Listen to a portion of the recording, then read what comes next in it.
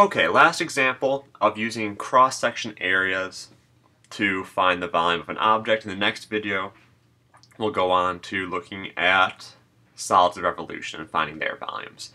But here we go. The region above, bounded by y equals 1/2 x, y equals x, and x equals 4, is the base of a solid S. If the cross-sections perpendicular to the y-axis, that's important, are semicircles, what is the volume of the solid? So, as with all of our previous videos, let's actually look and see what this looks like and lay this a little bit flatter so we can sort of see the z-axis, see it in 3 space. So, here are the 3 boundary lines.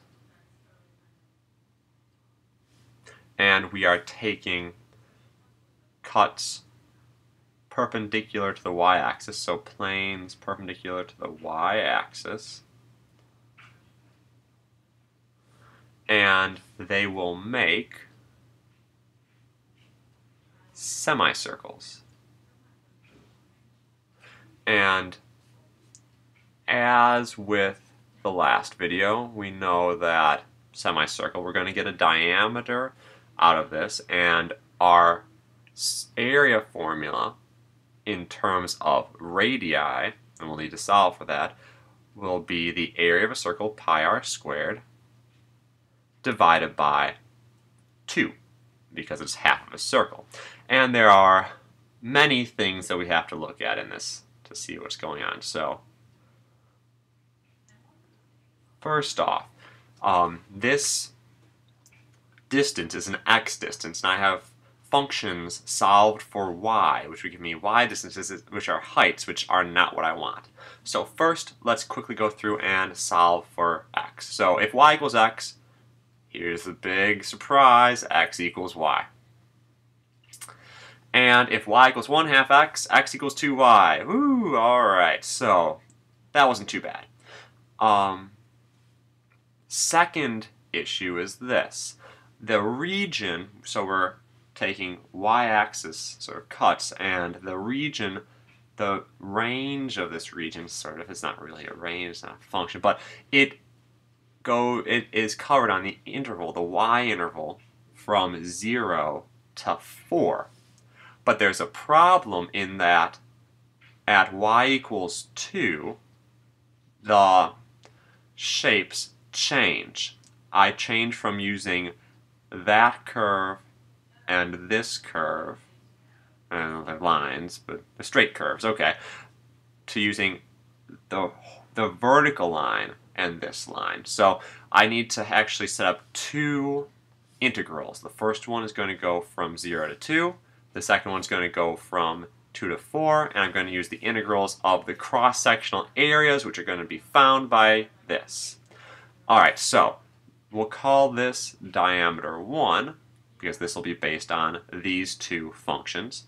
I'll call this diameter 2, because this will be based on a different pair of functions. One of them is shared, but not both are. So diameter 1 will equal the bigger function, which is 2y,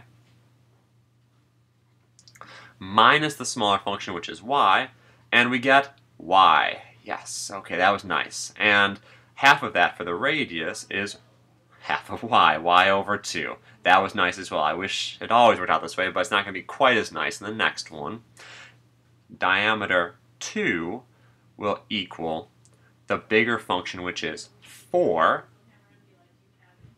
minus the smaller function, which is y, which means that radius 2 will be defined as half of that, which is 2 minus y over 2. And now, let me put the 2 area formulas up here. So, in the first area, so in the first interval from 0 to 2, the cross-sectional area in terms of y will equal pi r squared over 2. R is y over 2, so let me do that work here. I don't have room to show it. If you need to show it, then show it, but I'm not going to. So r squared, so y over 2, quantity squared is y squared over 4. So that gives me a pi y squared over 8, because I have 2 times that 4.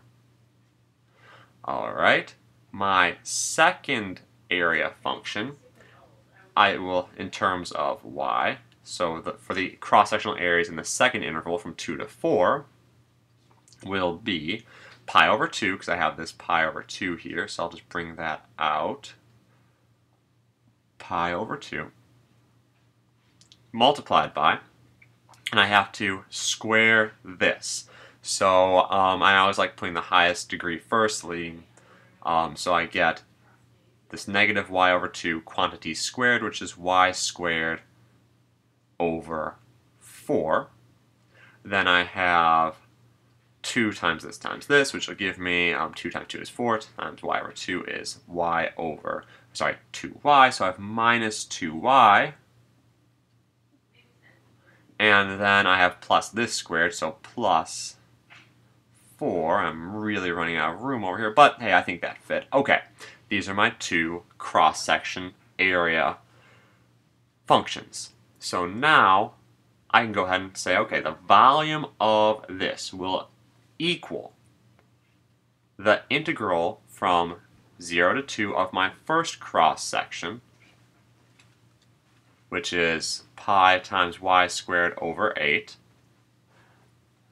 So pi times y squared over 8 plus